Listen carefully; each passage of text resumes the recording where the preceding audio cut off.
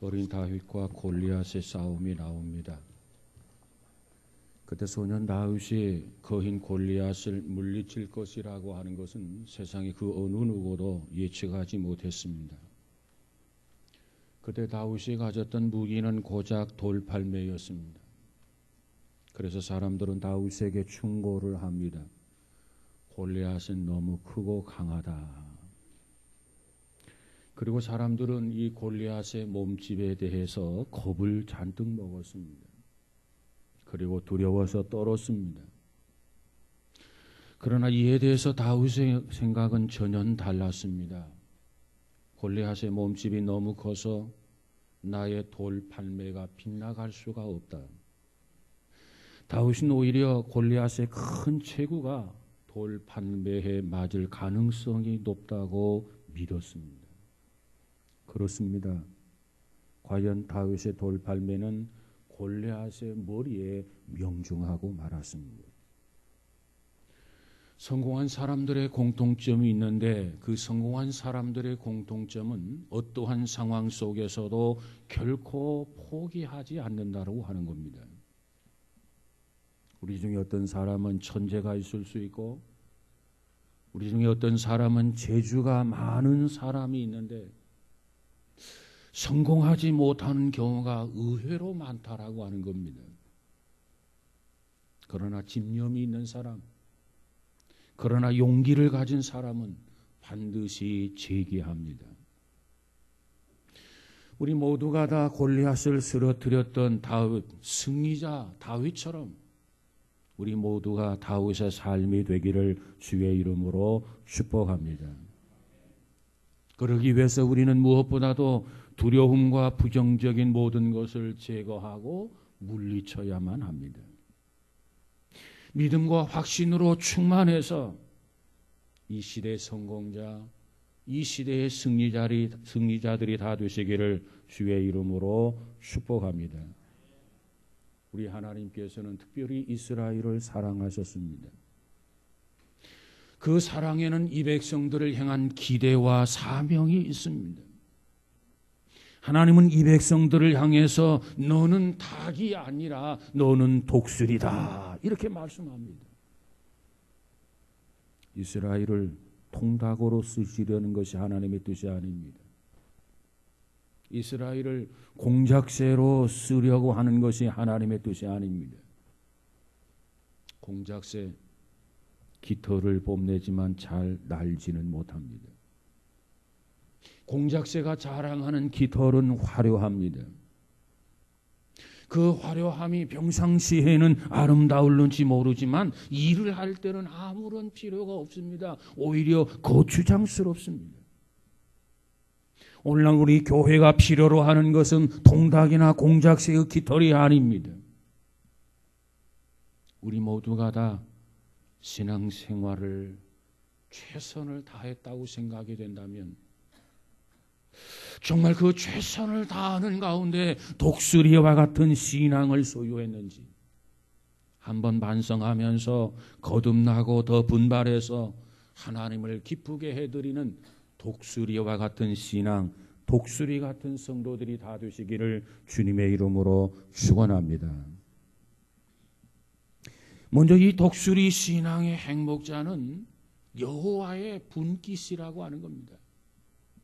오늘 본문 9절에 보니까 여호와의 분깃은 자기 백성이라 야곱은 그가 택하신 기업이로다 그랬어요. 여기서 이스라엘을 속이는 자라는 뜻을 가진 야곱이라고 지칭하고 있습니다.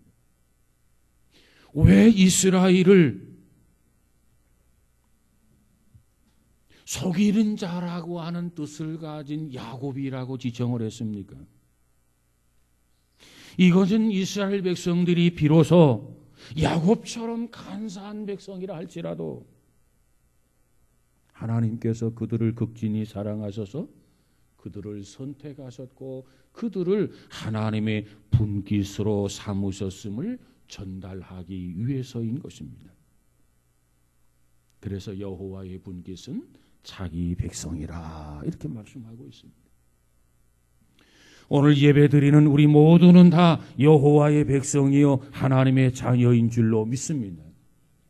우리 모두는 하나님의 존귀한 백성인 것을 내 스스로 알고 그것을 인정하고 하나님 앞에 예배를 드릴 때 그 예배를 하나님이 기쁘게 받으시는 줄로 믿습니다. 우리 모두는 너무나도 귀한 자녀입니다. 그러기 때문에 하나님이 우리를 지키시고, 그러기 때문에 하나님이 우리를 보호하시고, 그러기 때문에 하나님은 우리를 축복하십니다. 왜? 하나님의 귀한 자녀이기 때문에 그렇습니다. 여기서 택하신 기업이라고 하는 뜻의 의미가 무엇입니까?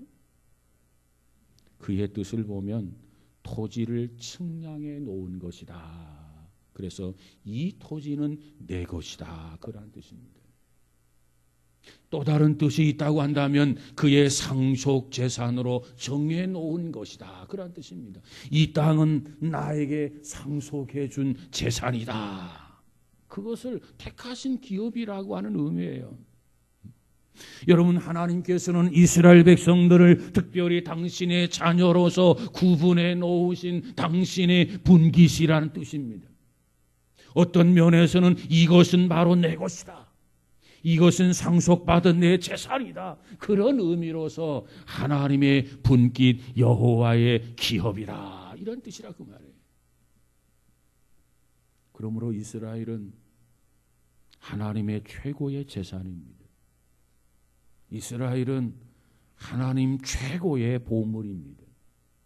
이스라엘은 하나님 최고의 자랑입니다. 왜? 하나님의 자녀요 백성이기 때문에 그렇다고 말이에요. 여러분, 가정에서 집이나 땅이나 돈이나 재산보다도 더 중요한 것이 무엇입니까? 우리의 자녀입니다. 자녀는 집보다도 소중합니다. 자녀는 땅보다도 더 귀합니다. 자녀는 돈보다도 더 존귀합니다. 우리의 자녀이기 때문에 그렇습니다. 이와 같이 하나님께서 이스라엘 백성들을 그토록 중요하게 생각하는 것처럼 오늘 우리 모두는 예수 그리스도를 믿는 성도로서 하나님의 최고의 분깃이요 하나님 최고의 택하신 기업인 것을 알고 인정하고 고백하는 우리 모두가 되시기를 주의 이름으로 축복합니다. 내가 무엇이기에 하나님이 나를 택하신 기업으로 삼으셨나? 내가 무엇이기에 하나님께서 나를 하나님의 분깃으로 삼으셨나? 그걸 안다면 어찌 하나님 앞에 감사하지 아니하고 어떻게 하나님 앞에 영광을 돌리지 않을 수가 있겠습니까? 몇 년 전에 영국의 BBC 방송국이 영국인 100만 명을 대상으로 해서 설문조사를 했습니다. 그 설문 내용이 뭐냐 하면 영국 역사상 가장 위대한 지도자는 누구인가라고 하는 것이었습니다. 이 100만 명을 대상으로 해서 영국 역사상 가장 위대한 지도자는 누구인가? 이 조사에서 1위를 차지한 사람이 윈스턴 처칠이었습니다. 그런데 이 처칠의 경우를 보면 어렸을 때 그 모습을 보면 학창 시절의 그 모습을 보면 생활 기록부가 엉망이었다라고 하는 것입니다. 처칠의 학창 시절 생활 기록부를 보니까 이렇게 기록이 되어 있어요. 품행이 나쁘고 믿을 수 없는 아이.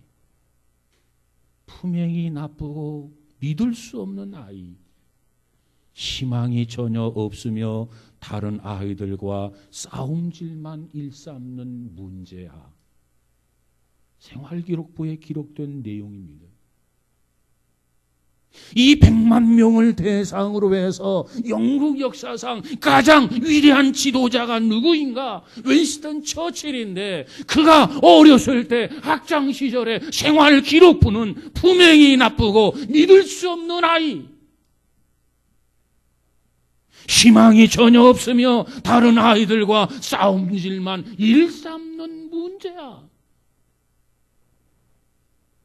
그것이 처칠이었습니다.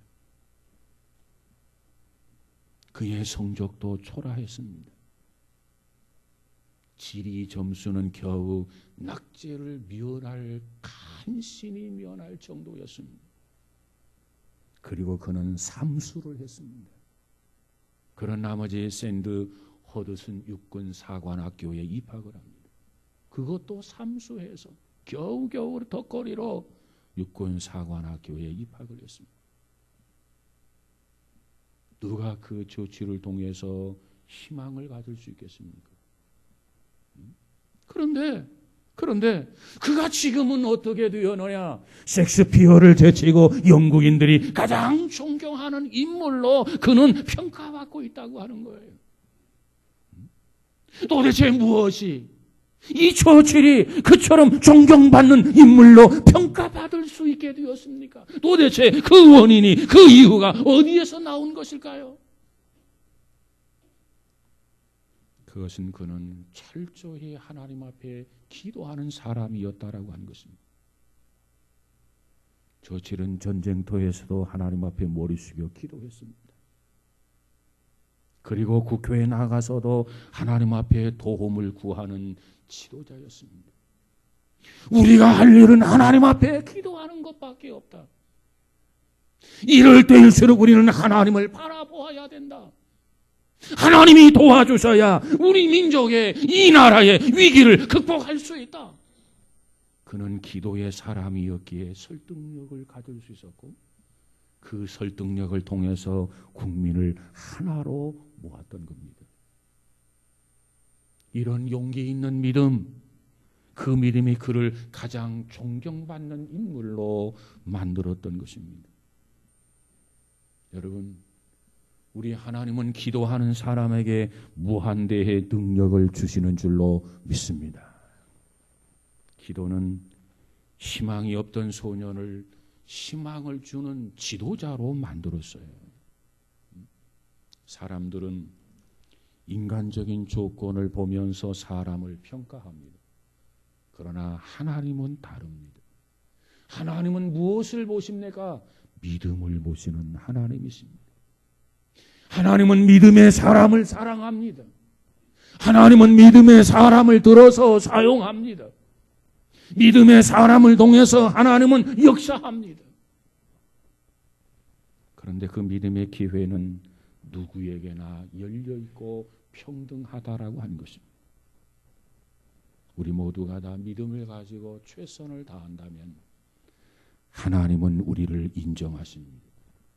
하나님은 우리를 붙들어 사용하십니다. 사랑하는 여러분, 우리 모두가 다 이와 같이 믿음의 분깃과 믿음의 기업이 되어지기를 주님의 이름으로 축복합니다. 세상적인 것 때문에 믿음이 파산되어서도 아니 되겠고, 세상적인 것 때문에 믿음이 부도가 나서도 안 되겠습니다. 우리는 믿음의 삶을 살아야 되겠고, 우리는 믿음의 가정이 되어야 되겠고, 우리는 믿음의 기업을 일궈야 되겠고, 우리는 믿음의 인생이 되도록 우선순위를 정하고 최선을 다할 수 있기를 주의 이름으로 축복합니다. 이와 같이 믿음이 충만해서 누가 뭐라고 그래도 여호와의 분깃이 되시기를 주의 이름으로 축복합니다. 두 번째로는 여호와의 눈동자라고 하는 겁니다. 여러분, 우리는 여호와의 분깃일 뿐만 아니라 여호와의 눈동자가 된다. 하나님의 눈동자라는 거예요. 오늘 본문 10절에 보니까 여호와께서 그를 황무지에서 짐승이 부르짖는 광야에서 만나시고 호위하시며 보호하시며 자기 눈동자같이 지키셨도다 그랬어요. 오늘 여기에 보니까 황무지란 말, 이 광야가 등장하게 됩니다.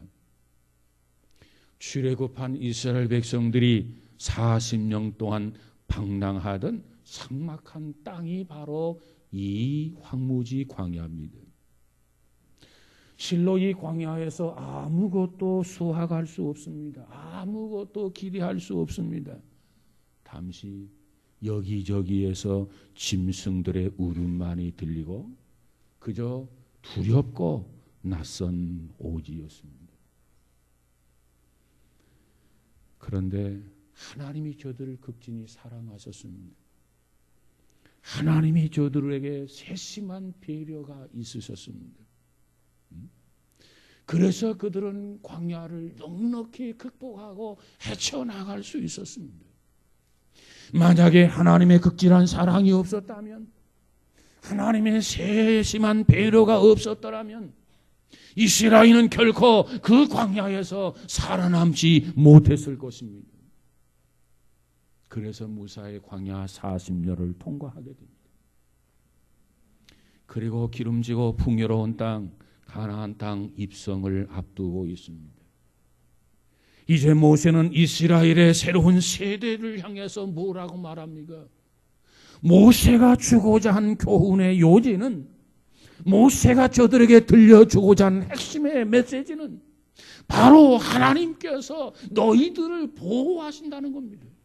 하나님이 너희를 지키신다는 겁니다. 하나님은 너희를 보호하고 너희를 지키는데 너희를 자기 눈동자같이 하나님께서 책임지신다는 겁니다. 그러므로 너희는 두려워하지 말아라. 그러므로 너희들은 겁을 먹지 말라. 그 말이에요. 오늘 본문에서 보니까 자기 눈동자같이 지키셨도다 그랬어요.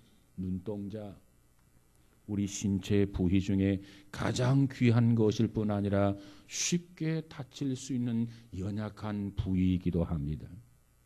다시 말은 최우선적으로 아끼면서 아주 조심하면서 우리를 지키시고 오늘도 보호하신다라고 하는 그런 의미가 담겨져 있습니다.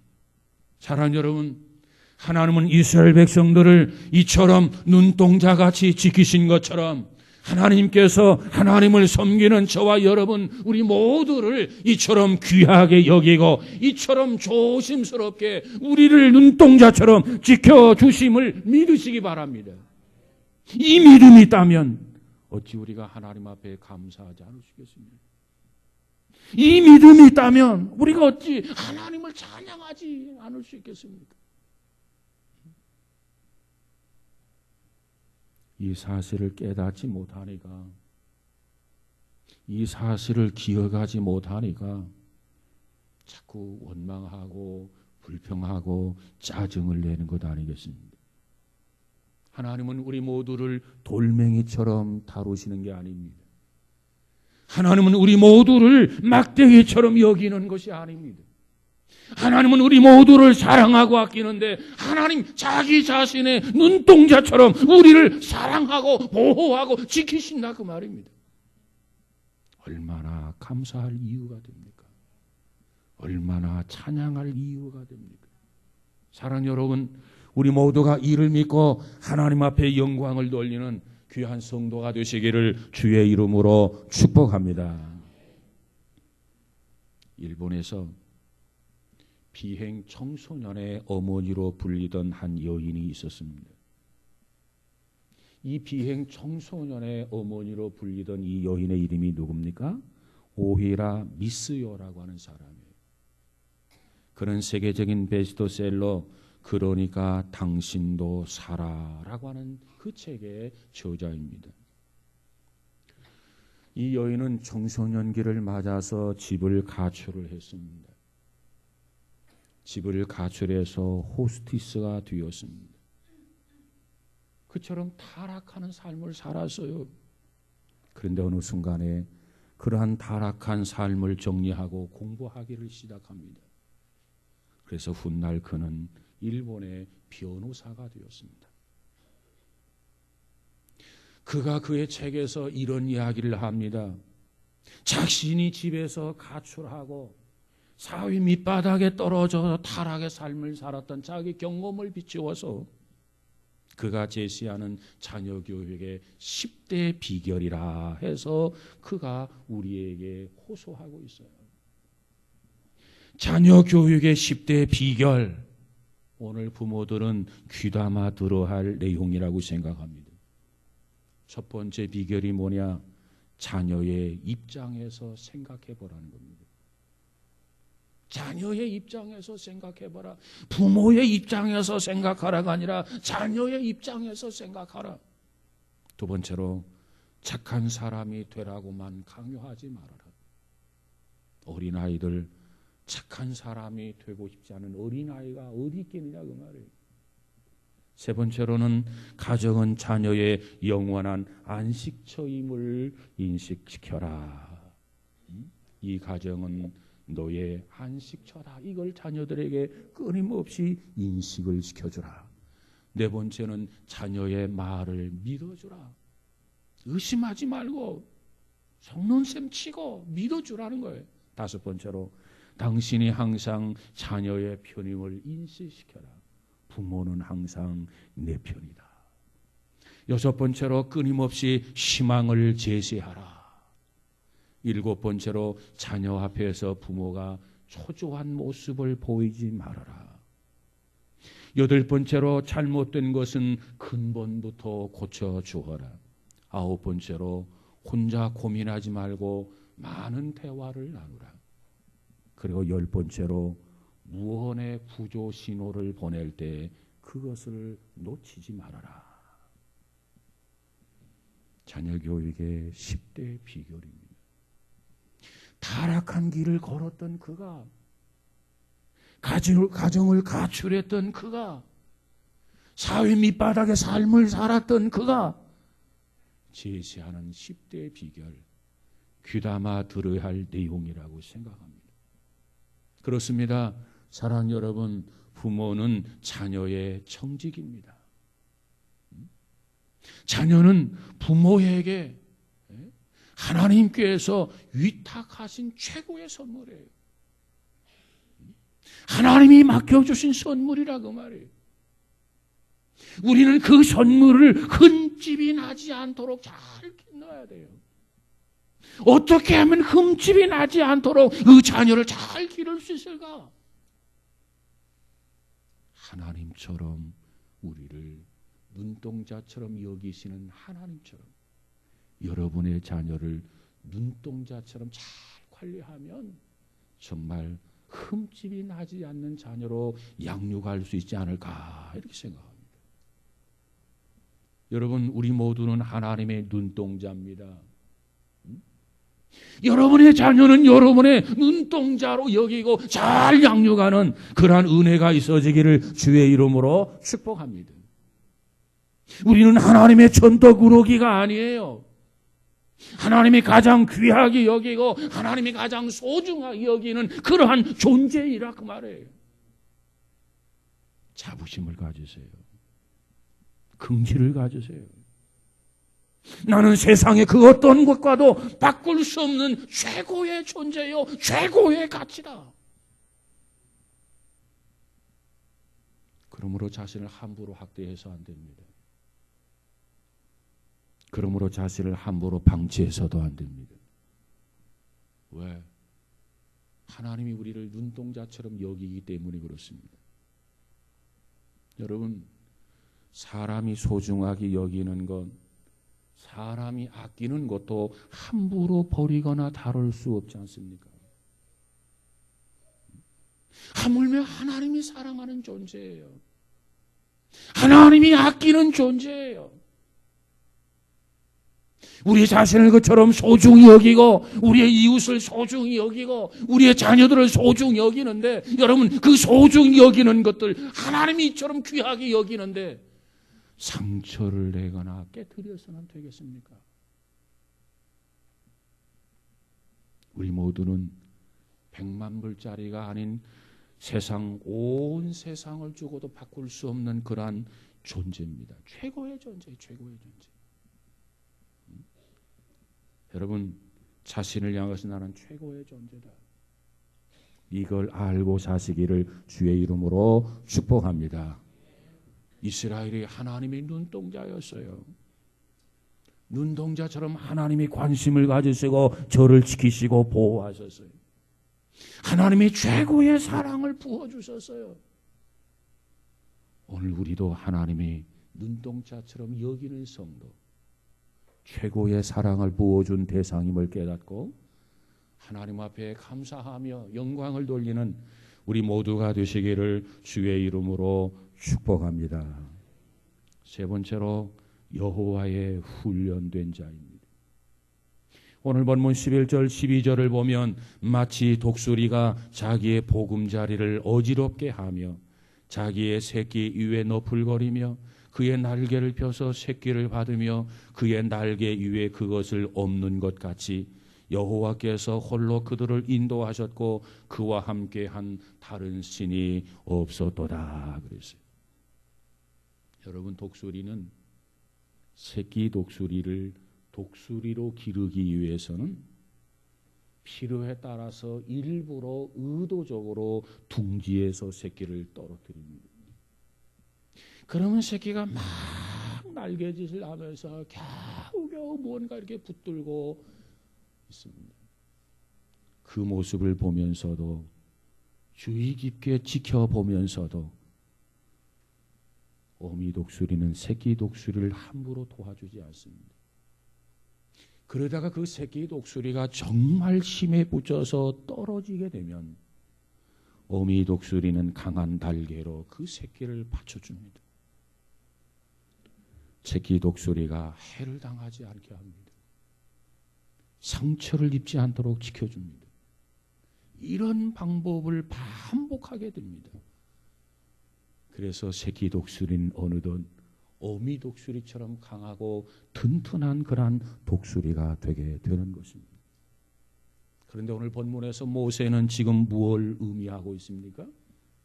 이 사실을 비유해서 하나님은 이 백성들을 훈련시킨다고 하는 것을 강조해 주고 있어요. 이 백성들을 하나님의 백성답게 키우기 위해서, 하나님의 백성답게 양육하기 위해서 하나님은 광야 40년을 통해서 사랑과 공의로 훈련시키셨다. 그것을 설명하고 있는 겁니다. 새끼들이 보금자리에서 졸고 있습니다. 꾸벅꾸벅 졸고 있습니다. 그때 어미 독수리는 지금 졸고 있을 때가 아니다 하면서 어미 독수리는 그 둥지를 어지럽게 휘저어버려요. 어쩌면 둥지를 파괴한단 말이죠. 둥지를 어지럽게 만든다 그 말이에요. 무엇 때문에 둥지를 이처럼 휘저어 놓습니까? 무엇 때문에 둥지를 파괴합니까? 무엇 때문에 둥지를 이처럼 어지럽게 만들어 놓습니까? 훈련을 시키기 위한 방법이에요. 나는 너가 닭이 되는 것도 원치 않는다. 나는 너가 공작새가 되는 것 원치 않는다. 나는 너가 독수리가 되기를 원한다. 독수리다운 독수리 만들기 위해서 하나님은 이 백성들을 연약한 자가 아니라 강한 독수리로 만들기 위하여 하나님은 이 백성들을 훈련시킨다 그 말이에요. 하나님은 저와 여러분을 훈련시키십니다. 어떠한 훈련도 극복하고 이겨내서 독수리다운 독수리가 되시기를 주의 이름으로 축복합니다. 천재로 불리던 영국의 한 대학생이 있었습니다. 그는 무신론자였습니다. 그러면서 하나님을 믿는다는 그리스도인들을 보면서 그가 공격을 합니다. 뭐라고 공격하냐? 무신론자로서 나약한 사람들이 하나님을 믿는다. 연약한 사람들이 하나님을 믿는다 그러면서 기독교인들을 공격하고 비난하고 비웃었습니다.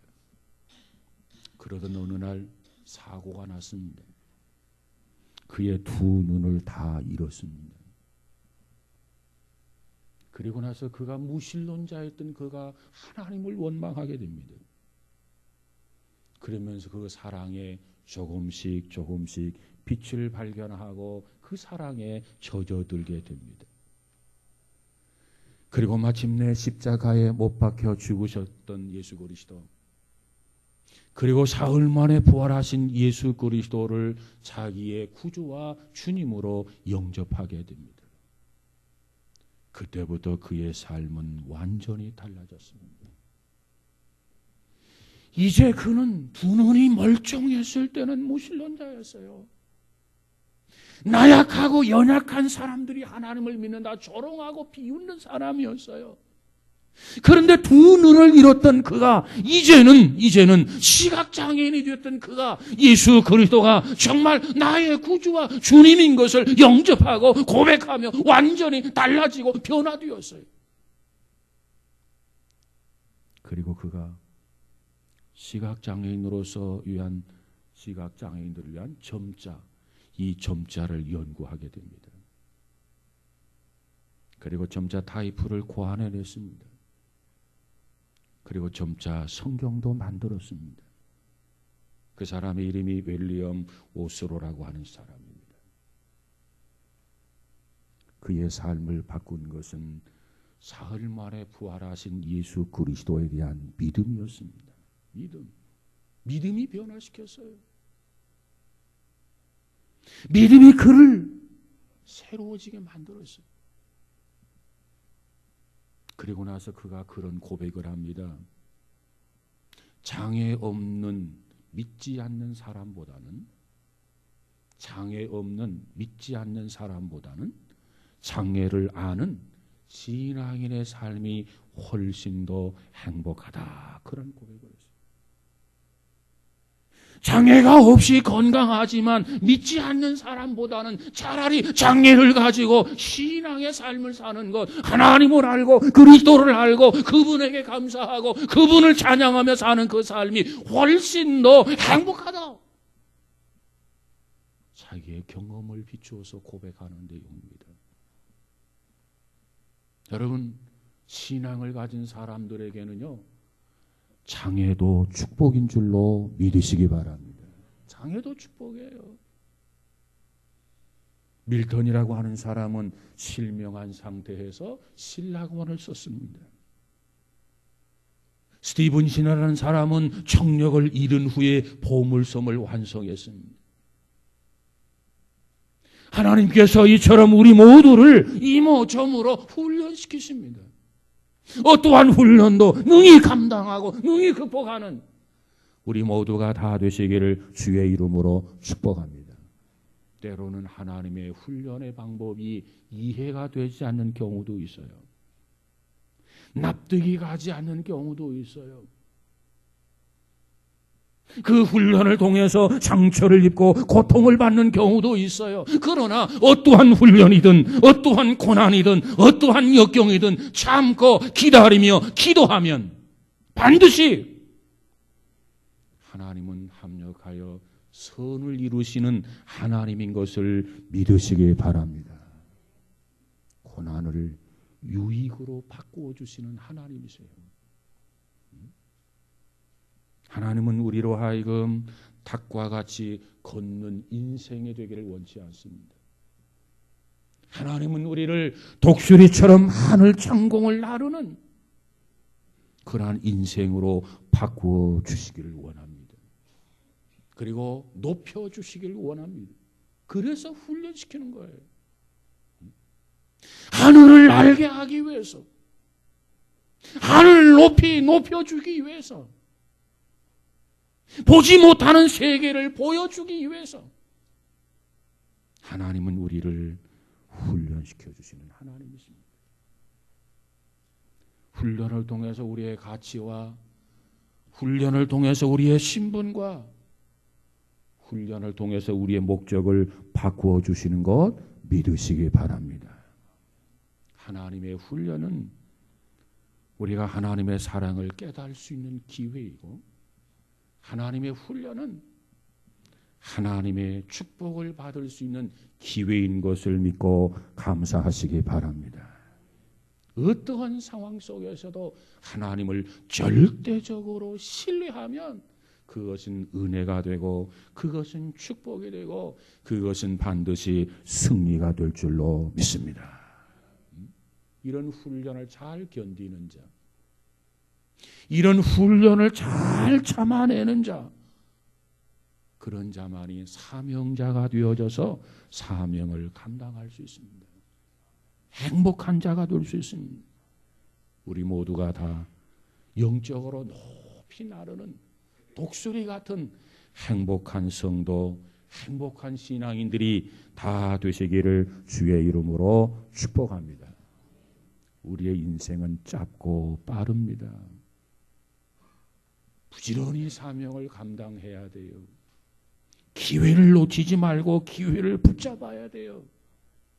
닭과 같이 사는 것이 아니라, 공작과 같은 인생이 아니라 여호와의 분깃으로, 여호와의 분깃일 뿐만 아니라 여호와의 눈동자로, 여호와의 눈동자일 뿐만 아니라 하나님 앞에 훈련받은 자로 당당하게 독수리의 신앙을 가지고 살아가는 복 있는 자, 승리하는 자, 행복한 성도들이 다 되시기를 주의 이름으로 축복합니다. 기도합니다. 거룩하신 하나님, 우리는 우리 자신을 다시 한번 돌이켜보게 하옵소서. 나는 무엇보다도 너는 내 것이라 여호와의 분기심을 알고 감사하며 살게 하여 주옵소서. 무엇보다도 하나님은 우리를 선택할 뿐만 아니라 눈동자처럼 소중하게 여기시는 하나님인 것을 깨닫고 그 하나님 앞에 감사하며 살게 하여 주옵소서. 뿐만 아니라 하나님께서 우리에게 사명자가 되게 하기 위해서 독수리처럼 훈련시킴을 알게 하시고 어떠한 고난도 역경도 극복하면서 행복하게 살아가는 성도들, 믿음의 자녀들이 되어지게 하옵소서. 땅을 기어다니는 닭으로 사는 것이 아니라, 그저 깃털이나 자랑하는 공작새로 살아가는 것이 아니라 더 높은 창공을 나르며 높이 세계를 바라보며 사는 귀한 성도들 되어지게 하옵소서. 성령이여 도와주시고 깨달음을 더하여 주셔서 일평생 주께만 영광을 돌리게 하옵소서. 예수님 이름으로 기도하옵나이다. 아멘.